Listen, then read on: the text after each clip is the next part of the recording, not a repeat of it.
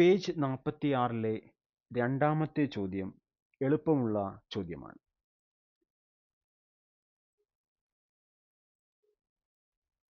പരിവൃത്ത ആരം 3.5 സെന്റിമീറ്റർ ആയ ഒരു സമഭുജ ത്രികോണം വരയ്ക്കുക.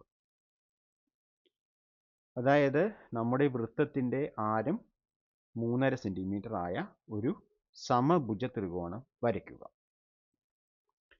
ഇത് നമുക്ക് എളുപ്പത്തിൽ ചെയ്യാവുന്ന കാര്യമാണ്. അപ്പോൾ നമുക്ക് വരയ്ക്കേണ്ട വിധം നോക്കാം. അപ്പോൾ ഇതാണ് നമുക്ക് കിട്ടാൻ പോകുന്ന സമഭുജ ത്രികോണത്തിന്റെ ചിത്രം. അപ്പോൾ സ്റ്റെപ്പ് 1, O കേന്ദ്രമായി 3.5 സെന്റിമീറ്ററിൽ ഒരു വൃത്തം വരയ്ക്കുക. അപ്പോൾ ആ നീല നിറത്തിലുള്ള വൃത്തം നമുക്ക് 3.5 സെന്റിമീറ്റർ ആരമുള്ള വൃത്തമാണ്. ഓക്കെ, 3.5 സെന്റിമീറ്റർ ആരമുള്ള ഒരു വൃത്തം വരയ്ക്കുക. ഇനി ഒരു സമഭുജ ത്രികോണത്തിന്റെ എല്ലാ കോണുകളും തുല്യമായിരിക്കും. അതായത് 3 കോണുകളും 60 ഡിഗ്രി വീതമായിരിക്കും.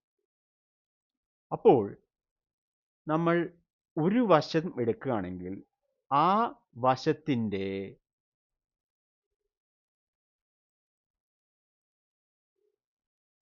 ഭാഗമായി വരുന്ന ചാപം 120 ഡിഗ്രി ആയിരിക്കും ഉണ്ടാക്കുന്നത്. സമഭുജ ത്രികോണത്തിന്റെ വശങ്ങൾ വൃത്തകേന്ദ്രത്തിൽ ഉണ്ടാക്കുന്ന കോണ് 120 ഡിഗ്രി ആയിരിക്കും. ഓക്കെ, അപ്പോൾ നമുക്ക് എന്ത് ചെയ്യണം? വൃത്തകേന്ദ്രത്തിൽ 120 ഡിഗ്രിയുള്ള 3 കോണ് വരച്ചാൽ മതി. അപ്പോൾ അതിനു വേണ്ടി എന്ത് ചെയ്യുക? വൃത്തത്തിൽ എ എന്ന ഒരു ബിന്ദു മാർക്ക് ചെയ്യുക. എന്നിട്ട് OA എന്ന ആരം വരയ്ക്കുക. ഇനി OA വശവും O കേന്ദ്രബിന്ദുവുമായി 120 ഡിഗ്രിയിൽ പ്രൊട്ടാക്ടർ ഉപയോഗിച്ച് ഒരു ബിന്ദു മാർക്ക് ചെയ്യുക. ആ ബിന്ദു എന്ത് ചെയ്യണം? വൃത്തത്തിലേക്ക് ബിന്ദു മാർക്ക് ചെയ്യുക. ഇനി ആ ബിന്ദുവും ഓയും കൂടി ഒരു വര വൃത്തത്തിൽ മുട്ടുന്ന രീതിയിൽ വരയ്ക്കുക. എന്നിട്ട് അത് B എന്ന് മാർക്ക് ചെയ്യുക. അപ്പം നമുക്ക് എന്ത് കിട്ടും? ഈ കോണ് 120 എന്ന് കിട്ടും. BOA എന്ന കോണ് 120 എന്ന് കിട്ടും. അടുത്തതായി എന്ത് ചെയ്യണം? C മാർക്ക് ചെയ്യണം. C മാർക്ക് ചെയ്യാൻ ഇപ്പോൾ പറഞ്ഞ പോലെ OA വശവും O കേന്ദ്രവുമായി, അതായത് മൂലയുമായി നമുക്ക് എന്ത് ചെയ്യാം? 120 ഡിഗ്രിയിൽ മറ്റേ വശത്തേക്ക് ഒരു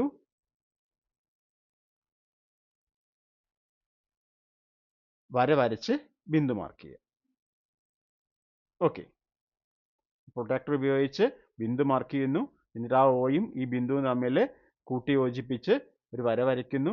അത് വൃത്തത്തിൽ എവിടെയാണോ കൂട്ടിമുട്ടുന്നത് ആ ബിന്ദു C എന്ന് മാർക്ക് ചെയ്യുക. ഓക്കെ, അപ്പോൾ ഇവിടെ നമ്മൾ എന്താണ്? വൃത്തകേന്ദ്രത്തിൽ നിന്നും പ്രൊട്രാക്ടർ ഉപയോഗിച്ച് 120 ഡിഗ്രി വീതം വ്യാസമുള്ള 3 ആരങ്ങൾ വൃത്തത്തിലേക്ക് വരച്ചു. ആദ്യത്തെ ആരം നമ്മൾ OA വരച്ചു. അതിനുശേഷം 120 ഡിഗ്രി വരച്ചിട്ട് OB എന്നുള്ള ആരം വരച്ചു. പിന്നെ അതിനുശേഷം OC എന്നുള്ള ആരം വരച്ചു.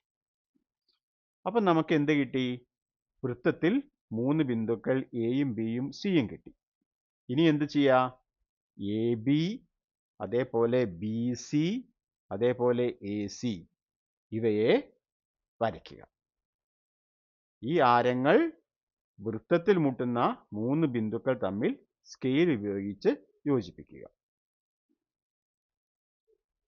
ഓക്കെ, അപ്പം നമുക്ക് എന്തായിരിക്കും കിട്ടുന്നത്? ഒരു സമഭുജ ത്രികോണം കിട്ടും.